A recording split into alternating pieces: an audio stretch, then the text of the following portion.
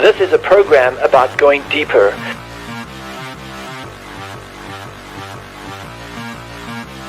It is about creating a culture of learning. It's about putting apostolic feet to prophetic hope. It is our mission to purposefully equip the world to transform their region with God's love. We want to create an atmosphere of divine influence to the nations by walking in the power of His Holy Spirit with a faith that shapes the future. Welcome to Eagle Mountain Radio.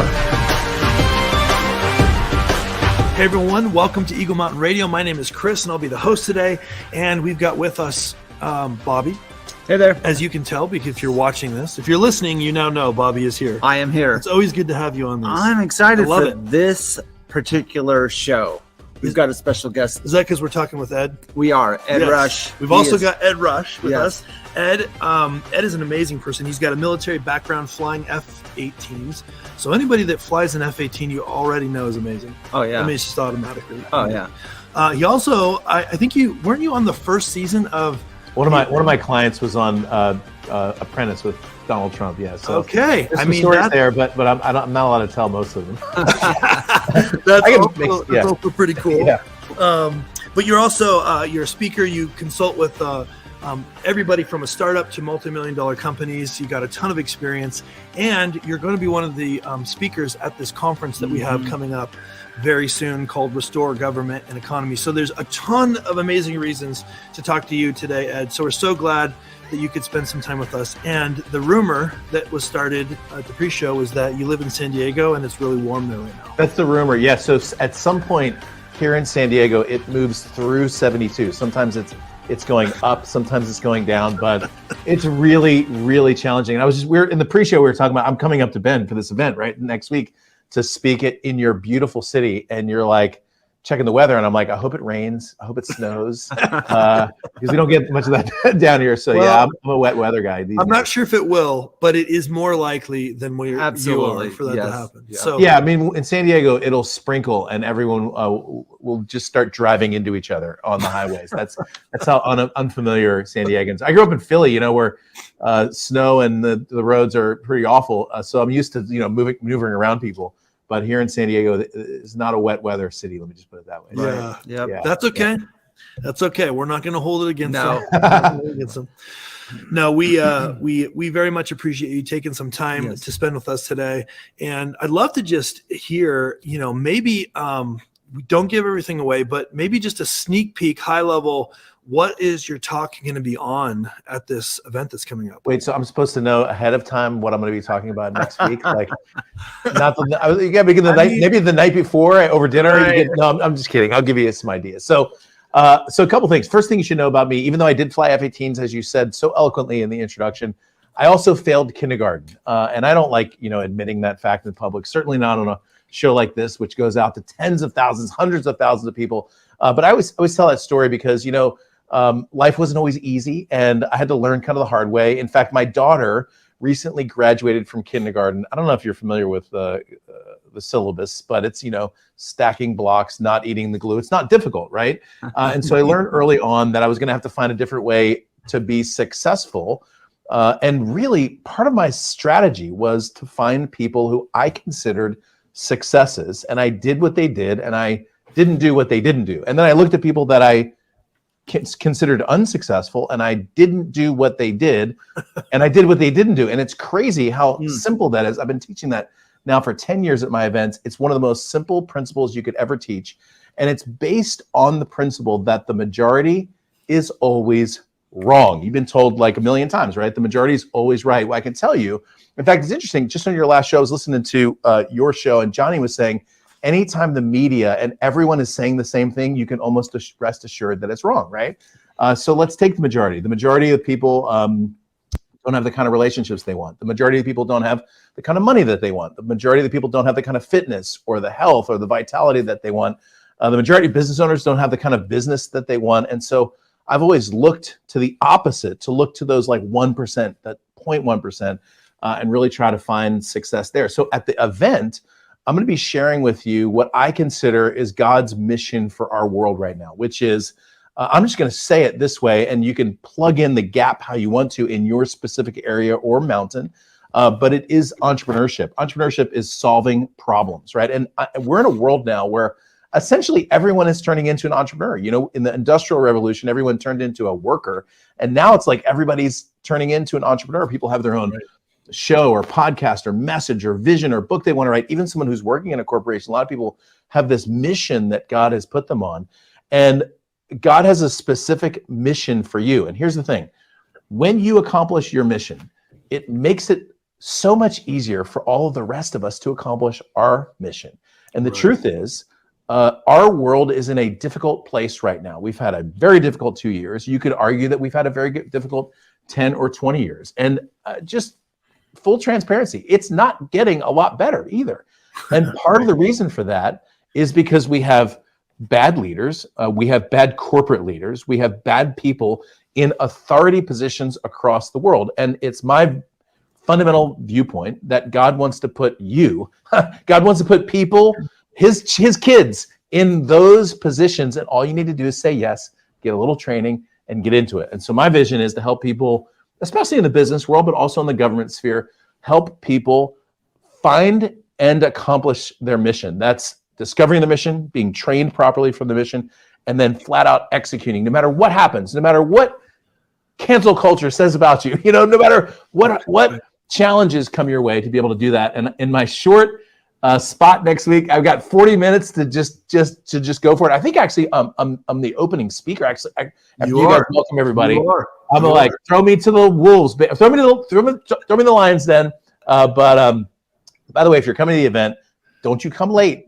I'm serious. You're gonna miss. There's the first 5 minutes of my talk. You will hear something you have never heard ever in your life, and you will remember it for the rest of your life. And that's a bold promise, but so there. So absolutely 100% do not be late. Right. I can. Yeah. So when I was in the Marine Corps, I showed up for something 10 minutes early, and the gunnery sergeant looked at me. He just called me Rush. That's what Rush. The gunnery sergeant looked at me and he said, Rush, if you're 10 minutes early, you're 5 minutes late. Okay. So there's the rule. If you're 10 minutes early, you're 5 minutes. So show up early. I'll be there early. Okay. Bobby and Chris we'll all be there early. We're all going to be there early. You can do a little workout before me, some push-ups, something, pound some coffee, and then we'll make it happen.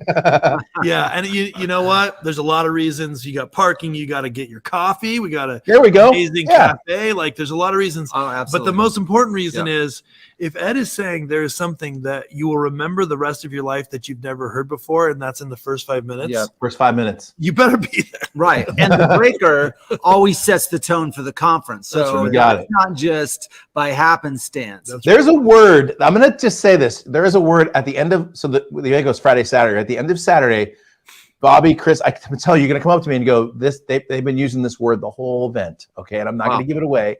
I'm not going to give it away, but it's a little Marine Corps thing. I'm just going to bring on Friday. Come okay. on. So that's Nice. all I have to say about that. And by the way, if you're listening to this after the event, you know what? Just go find a way to get to the recordings or whatever they have available. Yes. Because it's going to be fun. So Yes, if you're listening to this 10 years from now, the event was absolutely incredible. Yeah. And you need to go buy the replay because it's still available. That's how prophetic we are, though, right? We create the future. I mean, so that's what's going on. Absolutely. Yeah. That's fun. That's funny. So Ed, you said something. You said a bunch of things that I was trying to write them all down. I'm already in note-taking mode, so that's a good sign. You said when you accomplish your mission, you're helping others to accomplish their mission, and it's so obvious when you said it. Like it's like, well, no, duh. Like we've all got a part to play. That makes perfect sense. But it's in that simplicity of that is so profound, and I think it is very often missed. People. I feel like a lot of times kind of hear this message from the enemy. It's definitely from the enemy. Hey, it's not like what you're doing matters that much. Yeah. But the thing is that all of the pieces have to be working together. It takes all 8 cylinders firing at the same time to make the engine run well. Can you speak into that a little bit more? Really good. Really, really good. So I'm going to take you back just a little bit. Before I do that, let me just tell you, if you're listening, I talk fast, okay? So speed is my thing. And so if I talk fast, you just have to listen faster. That's just the rule. All right, we got a limited time to get what we want to get in. And I'm just going to try to put about 2 hours worth of stuff in about 25 minutes. So we're just going to have some fun with that. But let me just give you a little history. So I've been in business now for about 14 years. So I was in the Marine Corps, flew F-18s. I was a graduate of Top Gun, went on to be a weapons school instructor in the F-18 in the Marine Corps. I was the number one instructor for 1-against-1 dogfighting. So I had a really great career, and then I just left, like right in the middle of it. God just sort of directed me someplace else, and I ended up in business, of all places. I wasn't planning on that. That wasn't like my vision or career trajectory. I had other ideas, actually, and God just sort of like finds a way to get you to where you actually need to be. And I love business. I love business because business solves problems, and God is in the business of solving problems. And so I started coaching, teaching, mentoring, and advising entrepreneurs. I started building my own businesses, built 2 really great online businesses that I sold. I built several other businesses that exceeded 7 figures. And then I started getting brought into events to speak about how to market your business, how to grow your business, how to brand yourself properly, how to get new customers. And then I started doing my own events. And when I was doing my own events, I was very self-consciously myself about being a Christian, about the message, about connecting with God, about accomplishing your mission. And what I started doing about 8 years ago is on the third, usually do 3-day events. On the third day of my event, in the morning, my events usually go from about 9 to 5. In the morning, I said, look, I tell everybody on the second day, tomorrow morning, I'm going to do an optional session. And during this optional session, I'm going to teach you how you can ask God questions about your business and get answers. It's basically how I said that. And I said, if I do this session in the morning, how many of you would come? Just raise your hand. And I had like 150 people at an event, and like 147 people would raise their hands. And then I would do the thing in the morning, and at 8 o'clock in the morning, 147 out of 150 people were there. And these are people from all walks of life. I'm talking like atheists and Buddhists and Hindus and Muslims and Christians and skeptics and people who don't know what to believe, but kind of pretend to anyway. And they would show up, and I would leave them in this little session where they would literally ask 2 questions. I would just teach them, here's how you ask God a question. Here's how you write down the answer. And across the room, there would be people who were pulling out tissues and crying, and there would be people with pages and pages of notes. Wow. I had a woman walk up to me once. She said, Ed, I have 2 pages of notes from God, and I'm an atheist. How does that work? And I said, well, you're the atheist. You tell me how that works. What's up, Johnny? Good to see you, man. So you want to keep going on this one? And then keep going. Anyway, Keep she going. walks up to me with this paper. She says, I have 2 pages of notes, and I'm an atheist. How does this work? And I said, well, you're the atheist. You tell me how this works. And so what ended up happening is in the business world, not in the church. Okay, like I go to church and I participate, but it wasn't me doing it in the church environment. It was in the least likely people. There was a guy who walked up to me, and he said, I was just about to walk up on stage that same morning, and he said, Ed, I heard you praying this morning. I was wondering, I've got this back and neck problem. I was wondering if you could just pray for me and maybe ask God if that would go away. I said, look, Barry, I got to get up on stage. I got like 15 seconds, but God, we just pray. And this is not a church event. This is a business event. I said, God, we just pray that Barry's neck and back, boom, walked up on stage. He comes to me the next morning, and he said, Ed, I have no pain at all in my neck and my back. And he's, by the way, he's from Chicago. He goes like this. He goes, it's kind of weird. Honestly, it's kind of weird. That dude is still, to this very day, had no problems at all at a business event, right? And so part of the mission that I'm on is to show people in this sphere how to connect with God. Because here's the crazy thing. I don't care who the person is. God has a mission. He created you to do something amazing. Okay, now check, this is really important. He created you to do something amazing, and there's no plan B. Because plan B is someone else, and he created someone else to do something else amazing, right? So he wrote something on your heart. He gave you, it's probably something you really want to do, frankly. It's literally in your heart someplace that he gave you to do. And my mission is to help you find it, to train and equip you to accomplish it, and then to help you through the obstacles and the bumps along the way to get there. And there's the short version. Wow. That is good. Love it. Love it. That is Okay, so here's the next question. pumped. Ed, we'll start with you, and then Johnny, we want you to jump in on this too. So what is next on the horizon for government, economy, and business that would make someone want to get here for this event? What's next, and huge. why would someone want to say, you know what, this is a new season, I need to be equipped? Oh, that's good. It's great. So you want me to do that one first? Go ahead, Ed, and then we'll Okay. jump in. So first of all, let me just say, Johnny, man, it's awesome to be here on this with you. And this question, this is great. Why I love this question, because this question, so I have a book that's sitting right in front of me. It's called The End of the World as We Know It. So I don't know if you read this book, if you're watching the show, but you need to go on Amazon and buy it. It's like only like $7. Okay. It's not an expensive book. So in the book, Johnny talks about this transitional period that we're in the world right now, right? And we are, no question, right? We're in a massive transition. That's for sure true. What's happening in this so it feels very bumpy, right? It's very tumultuous. What's happening is the entire world is in a hyper acceleration, okay? So let me give you an example. The move out of office spaces and onto Zoom was already happening in 2018, 2019. In 2020, it accelerated about 10 years. So in other words, by like 2030, people were going to be doing business on Zoom and the office spaces would be largely empty, like most of my client office spaces. So it would have taken about 10 years to get there, but it happened in about 2 months in 2020 because of a hyper acceleration, okay? And you could literally go industry to industry to industry and show how there's hyper accelerations happening. Now, simultaneous to this, what's happening is God is reshuffling the deck, okay?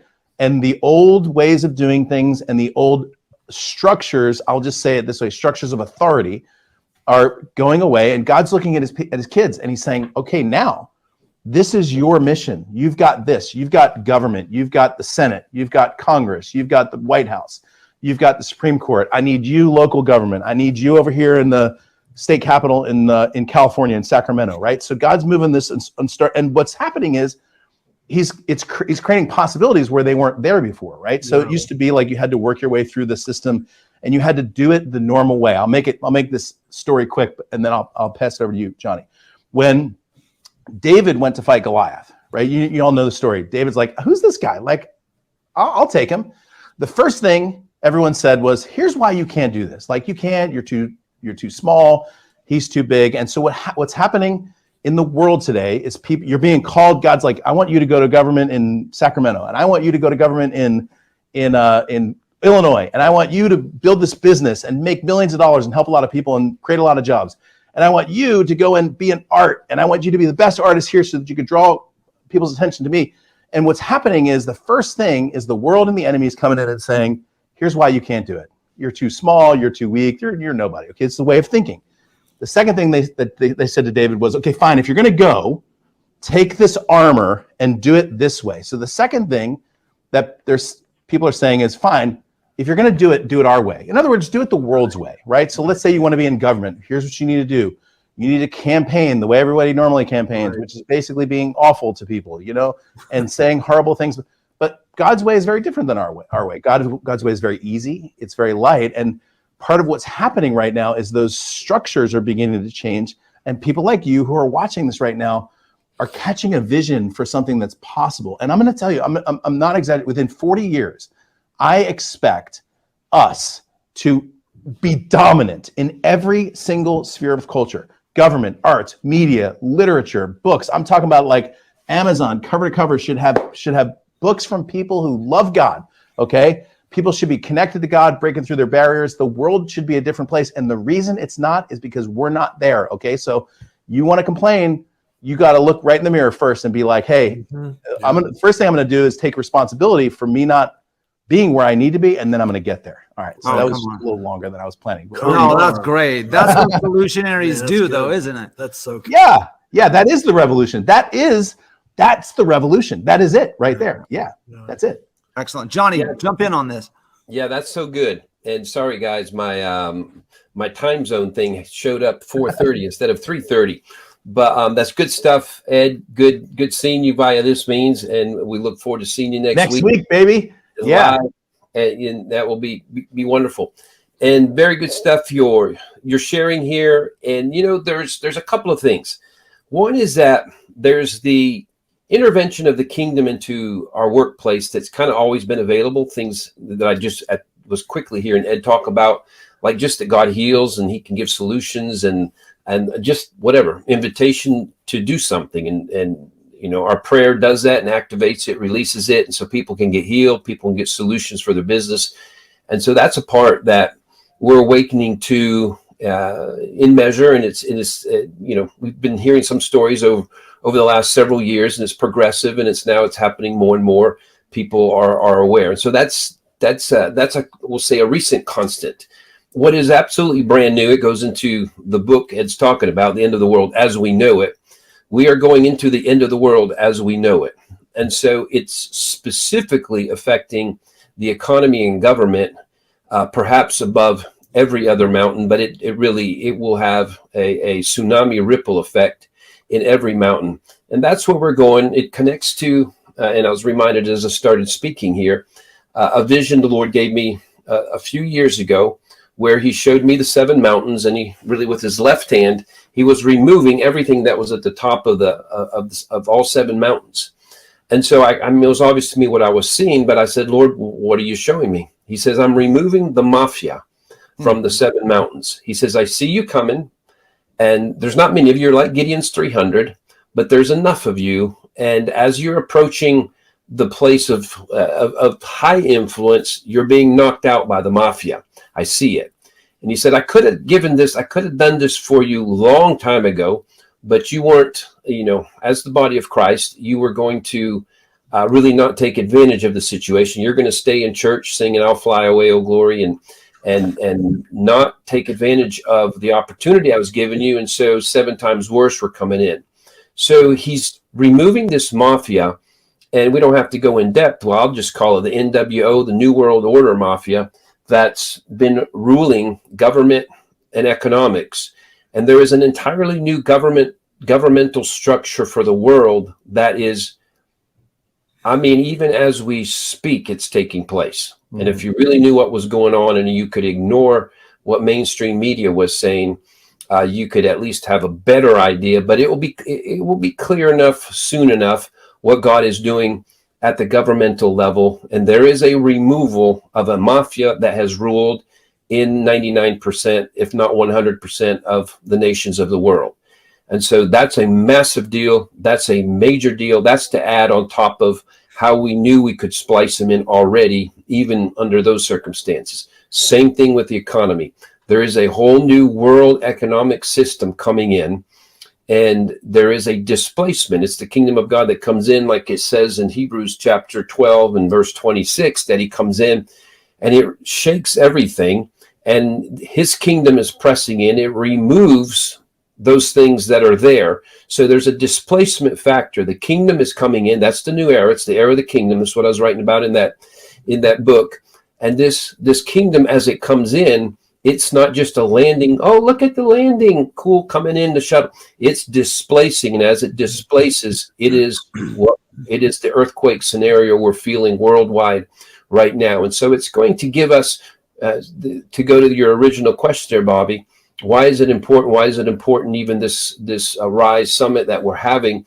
It's important because we're right at this marker in history where the Lord is doing this major sovereign move of his, of allowing his kingdom, as it says. Furthermore, you read, I was telling you, Hebrews 12, 26, 27, 28. So we are receiving a kingdom.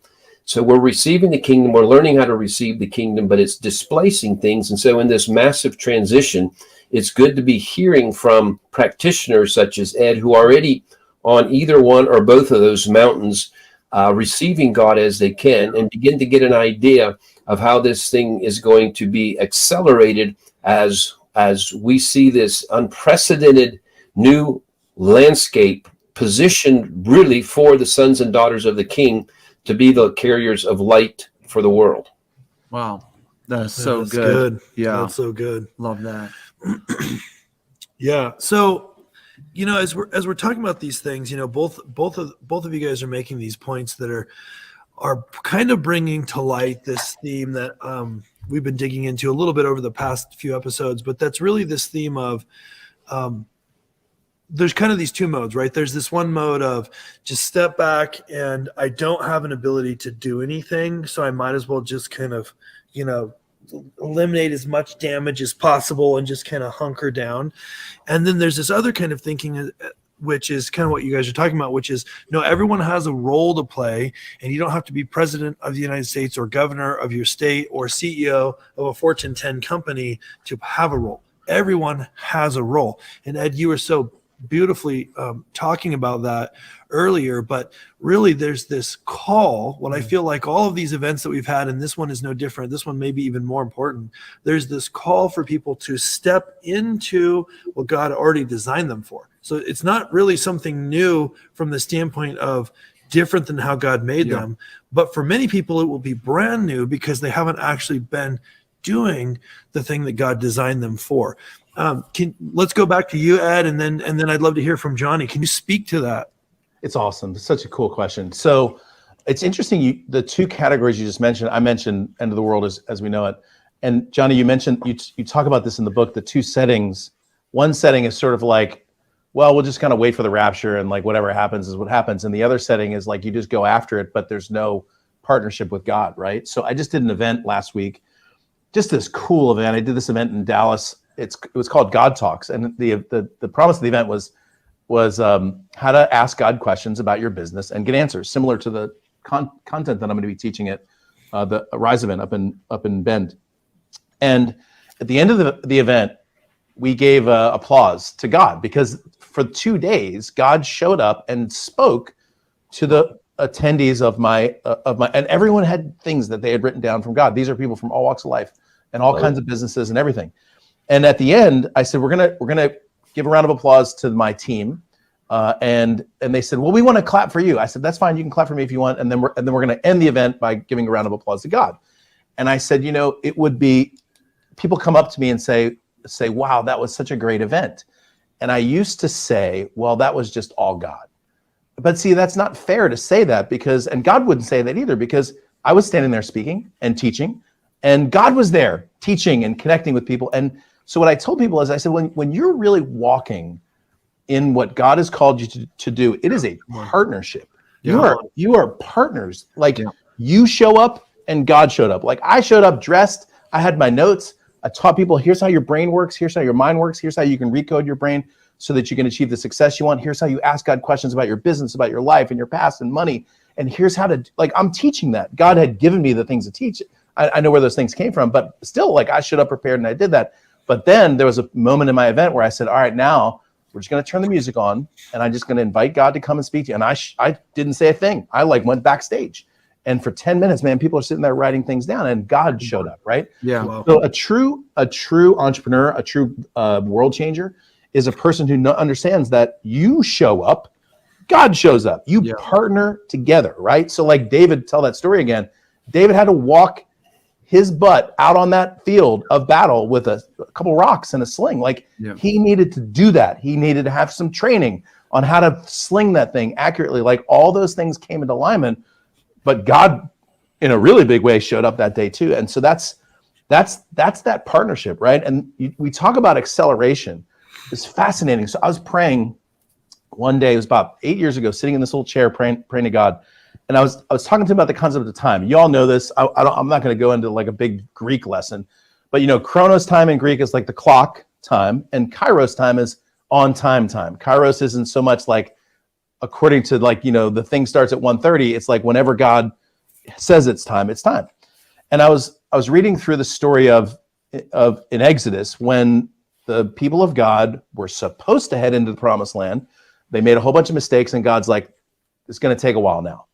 And I said, I was journaling and I was asking God, I said, okay, so Kairos on time can be slowed down apparently. You can delay it because of your decisions or because of your inaction or whatever it is.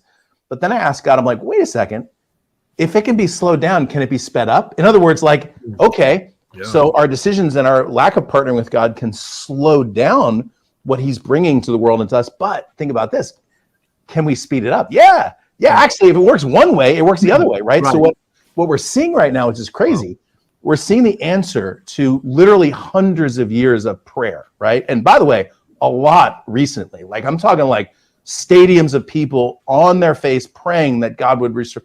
So what's happening now, this is so fun to think about.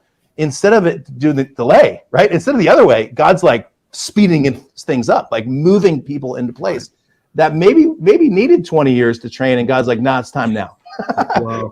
So it's fun when you think about it, being in this moment in time, hundreds of years of people praying for this moment that we get to reap the benefit of. So it's a blast, man. It's gonna be fun. Yeah, that's Awesome. great. That's amazing. Johnny, you talk about government and economy. And one of the things that you said about that is everyone is a part of that mountain, because everyone has heaven's government to some degree falling on them in this new era, and also heaven's resources and economy. So for the mindset that says, man, I'm not in government, I don't hold a seat there, or I'm not in, I'm not an economist or a business guy like Ed. What do we say to those people who need to get heaven's mindset regarding what God's doing in government and economy right now? Well, and it's not that everybody's on that mountain, but everybody for sure is affected by that mountain.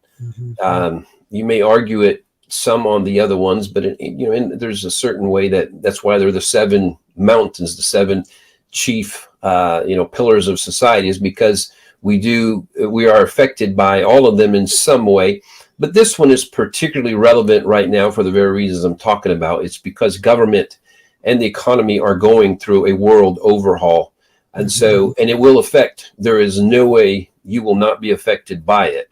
And then there is also the reality where we continue to look for more kingdom recruits for activation on these mountains, and particularly the mountain of government and the mountain of economy. And we find out, especially God's people, much, they prefer to lay hands on the sick in church than to be in some position, because there's a lot of government positions that really all positions in government are supposed to be service, be servant hearted, lay down your lives and represent the king in that kind of way. So it doesn't have, it doesn't have all the glory, and we just haven't been exposed to that idea anyway that we need it. So, just jumping from there, this applies to all the mountains, but especially these 2 right now, is that there's been surveys. I've seen different ones where, or heard of different ones the question is being asked to people that even go to churches, equipping churches. I know there's a particular pastor who was giving a survey they had done at a large church, and they're an equipping church. And how many of you know what your call is? And it was 87% at an equipping church, and it comes out of that it's in the 90 percentile overall in the body of Christ, that when you ask them, they're in church, they're spirit-filled, they've been saved, filled with the Holy Spirit many years, it passes 90% those that say, I don't really know what my call is. And a lot of that is, again, the existing paradigm that's been there. I often share how really only 3%, when they've done these surveys as well, only 3%, if a pastor's looking at his congregation, only 3% will actually ever serve in a ministerial position that we would call in the mountain of religion. And that's either being, pastor, youth pastor, worship leader, even missionary, evangelist. You add everything that exists, it comes to a maximum of 3%, which tells you that 97% have a primary call in one of the other 6 mountains. Right. So for a lack of even considering or exploring other mountains, we find that, you don't go there. My personal story as it relates to the mountain of government, I was sharing a previous conversation we had with another guest coming on. But, I have a huge favor on the mountain of government, having met with, more than 25 presidents, prime ministers, leaders of nations, and well over 1,000 congressmen, senators. And it's like every week I'm interacting, dealing with something. We have a whole organization that trains people and candidates, and it's unbelievable, all the governmental favor and doors that are there. It's crazy, and I never studied government, never went into government, never wanted to do government. The first time the Lord said, I want you to get into meet a mayor, I was like, I don't need to do that. I'd rather do like my dad's doing these things. And he's like, I'm not asking you, I'm telling you. And so there was this, I did not want to go there, but this is the message I wanted to get to is right here is, I feel like there's a lot of the body of Christ, they're like been a fish out of water. And you're fish out of water because you keep, again, there's this high percentage trying to find their call in the mountain of religion. And their call and assignment, or a major call and assignment, is somewhere else. And it doesn't matter how old you are, it doesn't matter your age. You say, well, I'm too old, I'm too young. You could be 20, you could be 80 right now. And you could have an assignment on either one of these mountains. I point out there's 4 different ways you can show up on the mountain of government. You can be the protagonist. That would be the candidate, the political candidate you think. You can be the advisor or friend to that candidate. You can be the intercessor. You can be called to intercessor for a person, hopefully primarily that, but even for the situation or whatever, for a general burden for it. And number 4, a financer. So it doesn't mean you have to think, no, I would never want to be mayor. You could be called to that mountain of government for any one of these other purposes, and it'd be very important at this time, and you'd be surprised the favor you might step into. You might be a fish in water all of a sudden. And then the last thing on it, I remember this is a year or 2 years ago that this lady came up to me at one of our meetings. It might have been that she came up to me in Bend last year. I don't know, guys. But she had been at one of my meetings where I was talking about signs and wonders that were going to be released at that moment to confirm a mountain you would call to, that someone would call to. And if I remember correctly, this lady was near 70 as well. And she got the confirmation. I said, your right hand's going to go numb right now if you have a call and anointing for government, for the mountain of economy, business. And she said her whole arm went totally numb. And she said, I know you don't have time to hear the whole testimony. She says, but I have a business that I started. What she said, the first thing she said is, Lord, I didn't know you wanted to do business with me. She says, I have never done business. I've been a mom and a housewife. She had never done business in her life. And she wanted to tell me that she had started a business. She had this little house. She had painted it all green, in fact, and that she's really prospering. And she says, every morning I walk into my business and I weep and I say, I didn't know you wanted to do business with me. Wow. So I'm saying, some of you are fish about to discover water if you allow yourself just to be exposed to the possibility, especially in light of the fact that God's clearing out a mafia. He needs a bunch of us there. Yeah. Wow. That's so good. That's so good. That's really good. That's so good. Well, we are, as we head towards the end of this podcast, I just want to make sure and touch on a couple things. First of all, if you guys have not registered, you're listening to this, you've not registered for this event, you need to do so. There are still some tickets available for in-person in Bend. Also, it's digital, so you can attend anywhere in the world, both in-person and digital, include all the replays, which is fantastic because you're going to want to watch every single speaker again and again. I guarantee you it's going to be amazing. If you've never attended one of these digitally, this is not just a camera in the back of a Zoom call. This is a very purposefully produced event that is an amazing experience for both in-person and digital. And we will have people attending from all over the world. It's going to be absolutely fantastic. Ed is going to be one of our speakers. I believe, Ed, as we alluded to before, I think you are kicking the whole thing off. Lead off, Johnny, baby. What you didn't get to hear, Johnny, is Ed said, he said at the very beginning, he said, in the first 5 minutes, I'm going to tell everyone something of my talk at Restore. So get your tickets. In the first 5 minutes, I'm going to tell everybody something they've never heard before and they will never forget in their entire life. So don't be late. And I mean, with something like that, that is pretty awesome. I love that. Yeah. So by the way, here's the reason. If you're thinking about coming live, come live. Because here's the thing. I'm speaking. I think the first day I'm staying the whole time. Okay. I'm there. I'm in it for the same reason you are. I want to immerse myself, take notes on the breaks. I'd love to get to know you. There's going to be other speakers there as well. So look, I know maybe next week, maybe it's your wedding, something like that. I know you might have something to do. Just cancel the wedding. Get your butt to make the right choice. Right on, Ed. You're going to be so much more prosperous afterwards. The honeymoon will be better. Just come to the event. Make the right choice. I agree. Fully agree. Oh my goodness. I love that. Okay, yes. You guys, last question. Ed, you were talking about Kairos time, and you were talking about the acceleration or the hyper acceleration and this divine acceleration that's happening right now, and that you can, if things can slow down, then things can speed up. Right. And it reminded me of the story of Mary saying to Jesus when he said, "It's not my time yet." And all of a sudden, a miracle happened. It reminded me of the story where David built a tabernacle with no veil, way ahead of time, even under the law, where every man could see the glory. So let's talk about that divine acceleration, sort of bringing tomorrow into today. Yeah. How important is that? We'll start with you, Ed, and then end with Johnny. How important is it to bring tomorrow into today? Really good. I'm going to do a nice short answer, a couple minutes. because I want to give Johnny as much time as I can, because I love listening to you, brother. Thank you for your time today. I'll just put it this way.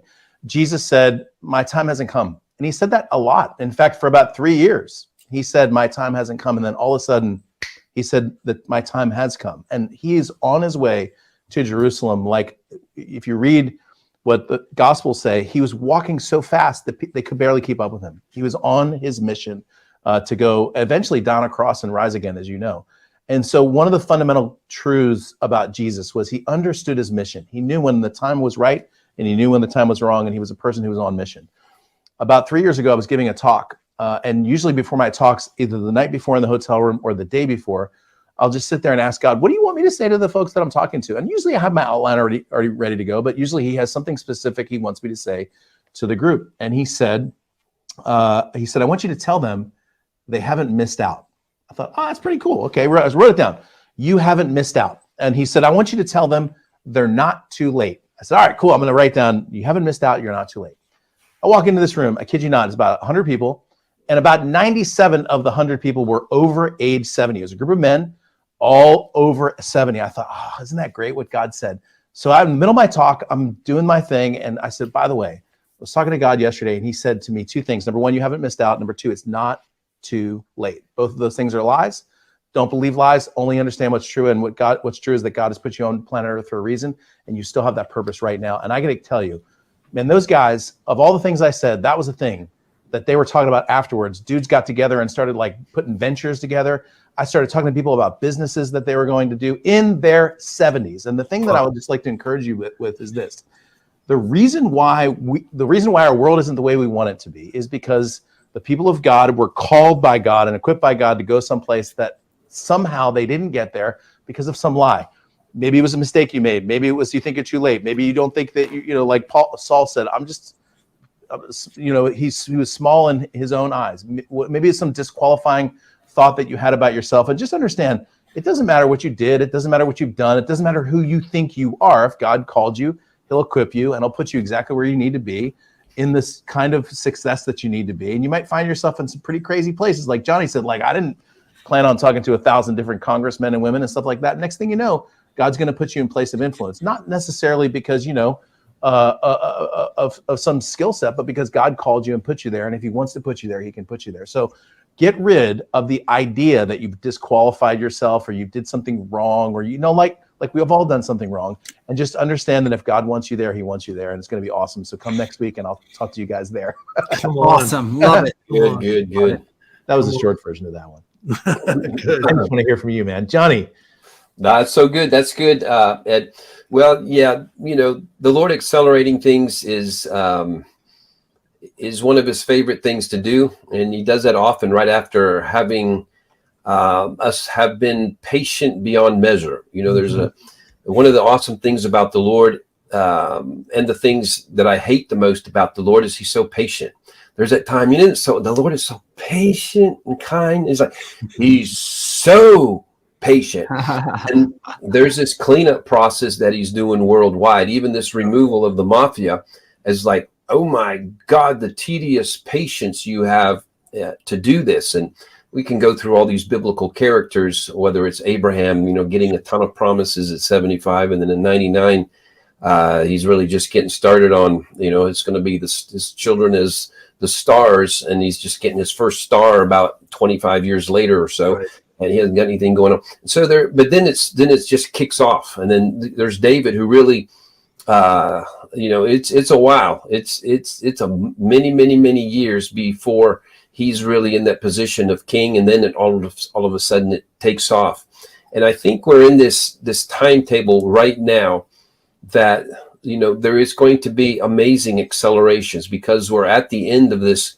Again, there's the macro, there's this patience God has had in order for there to be reveal root structure systems that need to be dealt with. And then all of a sudden there's a different button that's pushed. And it's a little bit like that. I was thinking there were a couple of movies, is Mel Gibson's, what's that, Braveheart. Yeah. There is hold. There's holding a long time. The enemy's there and you're here. And then there's now or charge. And that kind of scene is repeated in different war scenes as well. But we feel like the Lord's had us in a hold. Again, this is not really personalizing it, but there is an application personal as well. But there is kind of in the body of Christ. There's been a lot of last 2 years. Hold, don't lose ground. Hold the line. Hold what I'm telling you. Don't lose ground. Hold. You're like, how long are we going to have to do this? How long? And then we can feel the charge coming, and we want to be ready. We want to be ready to do that. When he opens those doors, you want to be able to run. We want to be able to run with him, run with the horses, as he says. And so it's an exciting time, and I think we're going to see a lot of acceleration coming. All of those watching, man, let that be an encouragement to you. That is amazing. For Jesus, he prepared 30 years for a 3-year ministry. For Daniel, all the end time scenario, he didn't get started till he was 68. And so there's just some divine acceleration that I know for those watching, you're being encouraged right now. This is a time for you. The curtain's not closing, it's opening up on this end time scenario. Yeah, absolutely. I think it's easy to use, well, I mean, I'm just too old now, or I'm not good at that, or I wasn't called to that. But I really like the way you said that some people are going to find that they're a fish in water that they didn't know. And they're just going to they're going to all of a sudden hit the thing that God made them for all along. And it's just going to be incredible. And I really feel like both you guys touched on this concept of acceleration. I mean, I think we've been feeling this for a while, and it causes a bit of anxiety, but I feel like just collectively, the more people I talk to, the more I feel like the momentum of this giant flywheel is starting to turn. And pretty soon, there will be so much momentum you won't be able to stop it. So it's very exciting times. You guys, if you want more information, we'll put Ed's website in the show notes as well, so you can click on it there. If you have not registered for this event that is coming up, Restore Government and Economy, you absolutely need to do that. You can find information about that at restore7.org. So go there and reserve your ticket. There still are some in-person tickets for Bend, Oregon. So if you have a way to get here, you're not going to want to miss that. That's right. If you are anywhere else and cannot attend in person, definitely don't just skip this. Get the digital access. It is going to be an amazing experience digitally. It's very interactive. There's tons of ways to connect to other believers and learn a lot of things. Plus, everybody gets replay access. Super, super important. We're very excited about it. Johnny's got something. He's itching. He's got something. What have you got? Well, I just feel the Lord on this thing of, you mentioned, I think it was said a couple of times, doesn't matter your age, how old you are, but I'm hearing the Lord really call those who think they're old. And you mentioned, Moses was not the fish in water until he was 80. He was a fish out of water until he was 80. Wow. And Joshua and Caleb were fish out of water till they're 80. They did not cross the Jordan until they're 80. And so nothing really worked for them before then. And then when Caleb's 85, he's like, I'm as strong now as I was when I was 40. And he's like, give me my mountain. He was ready for more. But I think really specifically, the Lord wants to speak to those literally in that age group. And you can be more than that too. Because you can be rejuvenated by a vision of a promised land that the Lord has for you if you step out of trying to, you're coached through doctrine often to count on the Lord returning as soon as possible. So you actually you turn down your engines of what you still have left when it could be more your most valuable years coming up. And the Lord just wants you not to think that way and to prepare yourself in an entirely different way. And I really think the trend in spiritual circles in churches, like, we got to get the youth. Yeah, we want the youth too. But let's not start throwing away the Joshua and Caleb's. Joshua and Caleb, people forget. They were the two oldest people. They were the two oldest men in all of Israel. You follow the story. It's absolutely the truth. The two oldest men were Joshua and Caleb. That's right. So you want to be a Joshua and Caleb? Okay. We want the youth as well. So come on as well. But I just think there's so much value and so much inheritance still available for that crowd. That is so good. Instead of just passing on your mantle, which is what we're doing, and instead of just thinking about, all right, the younger generation, the older generation should be shouting, catch me if you can. Come on. That's right. 850 miles an hour, right? Yeah, that's good. Come on. All right, you guys, thank you so much. Ed, thank you for pouring into this. We're so excited to see you coming up at this event. It's going to be awesome to see you in person. Johnny, you as well. Thank you for just pouring in. We're very excited. Again, if you're hearing this and you haven't registered, you got a to-do list. Go register right now. Go to restore7.org and register. Also, we'll put Ed's website in the show notes. You want to check that out as well. And we will see you guys on the next one. Thanks. Take care. Guys, thanks.